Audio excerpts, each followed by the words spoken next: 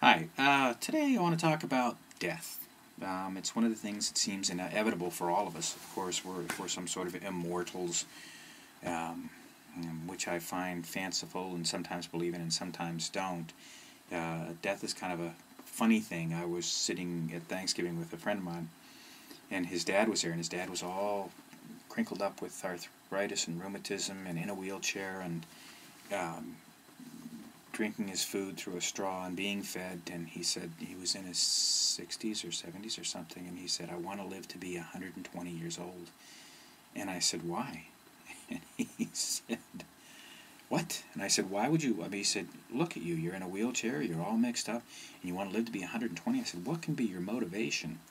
Well, his daughter-in-law got laughing, and he got swearing at me, but I don't understand that. If I'm going to live to be 120, which is, I think, a possibility, I really want to be in good shape. Grandma lived to be 102 years old and lived in pretty good shape. But one of the things I know that I don't know is I don't know what happens to people after they die. And I hope that there are a certain number of things that don't happen.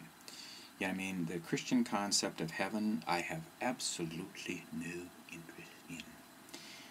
I don't want to spend eternity hanging around with people that I already opinionated, but playing harps and trying to figure out what to do for eternity. I'm sitting at this video, and I've been sitting in my chair for a few minutes doing videos, but I can't sit here very long.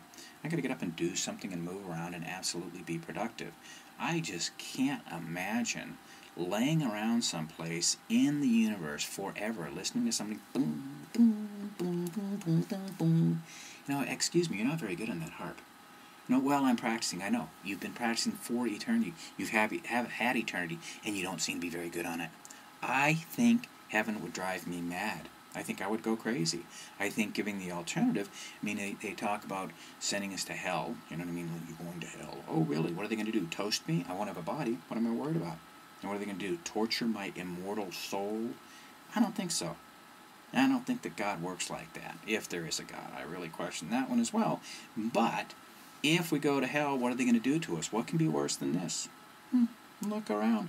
Everybody you know and love is going to die. Everybody you know and love is going to live less than a magnificent life, for the most part.